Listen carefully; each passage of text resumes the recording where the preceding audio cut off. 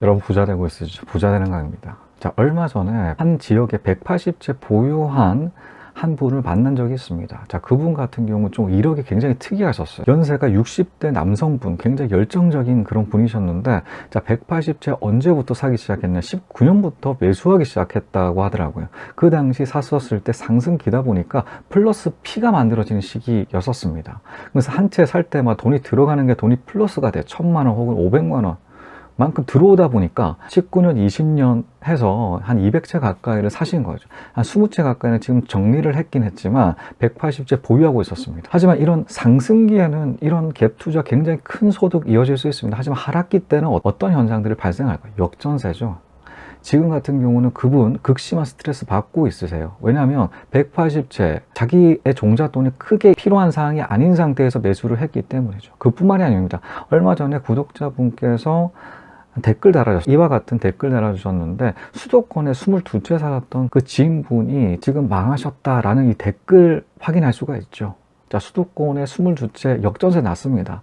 그러다 보면 돌려줄 돈이 없는 그런 상황에서 휘청거릴 수밖에 없다라는 갭 투자의 그 위험성 여러분들은 확인하셔야 됩니다. 그뿐만이 아니죠. 저 역시도 마찬가지로 창원에 폭락했을 때 이 투자를 시작했지만, 창원에서도 한 100여 채 가지고 있으신 순자산 100억대에 해당되는 부동산 거부가 있으셨어요.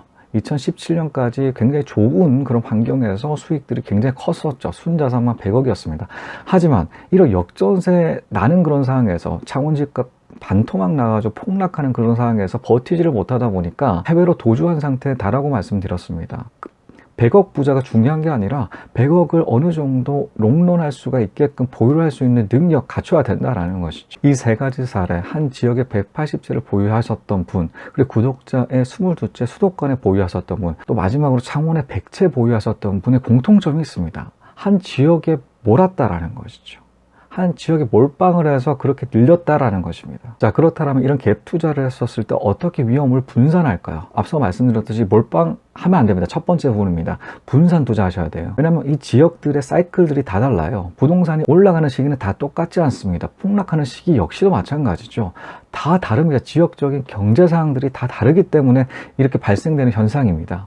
지역 경기들은 각각 해당되는 산업 구조에 따라서 그 시기들은 다 달라져요. 호황일 때가 있으면 불황일 때가 있고, 그게 공통적이지 않다라는 것이죠. 두 번째 같은 경우는 어떤 타이밍에 들어가느냐입니다. 저는 역발상 투자죠. 급격하게 올라가는, 비이성적으로 올라가는 그럴 때 사면 안 된다라는 거죠. 서울 같은 경우는 한국경제연구원에서도 얘기를 했듯이 거품 지수가 탑 클래스 안에 듭니다. 수도권 같은 경우, 서울 같은 경우, 경기권에 해당되는 버블이 이렇게 많이 꼈다라고 경제연구원에서 탑클래스 이렇게 얘기를 하고 있지 않겠습니까? 그 정도로 다 같이 급격하게 올라가는 그 지역 같은 경우는 투자하면 안 된다라는, 어느 시기에 타이밍을 잡아서 투자하느냐가 굉장히 중요하다라는 것입니다. 자, 세 번째 같은 경우는 공격수와 수비수를 굉장히 조화롭게 만들어야 된다라고 생각합니다. 저 같은 경우 부동산 46채인데 30여 채 이상이 월세 수익을 내고 있어요. 임대 수익 계속 내고 있다는 열 몇 채가 갭 투자라는 것입니다. 그 정도로 이렇게 분산했어요.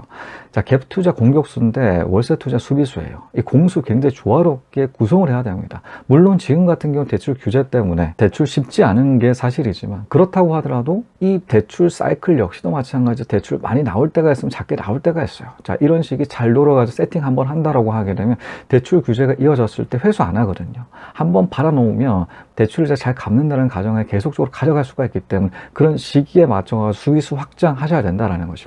마지막으로 현금 확보입니다. 이런 역전세가 나는 상황이잖아요. 이 윗사례 같은 경우는 역전세가 났을 때 이를 막지 못했기 때문에 일어나는 현상들이거든요.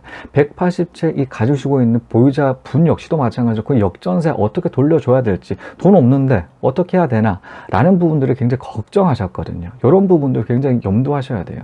갭 투자 늘리는 건 좋은데 들어오는 족족 투자하시는 분들이 굉장히 많으십니다. 그러다 보면 현금 보유 같은 경우는 거의 제로인 상태에서 역전세 맞는다는 엄청 휘청거리거든요. 전부 가지고 있는 채수 전부 다 판다고 하더라도 상황이 극복되지 않는 사항들도 굉장히 많으세요. 이 부분 굉장히 염두하셔야 된다는 것이죠. 현금 확보 굉장히 중요합니다.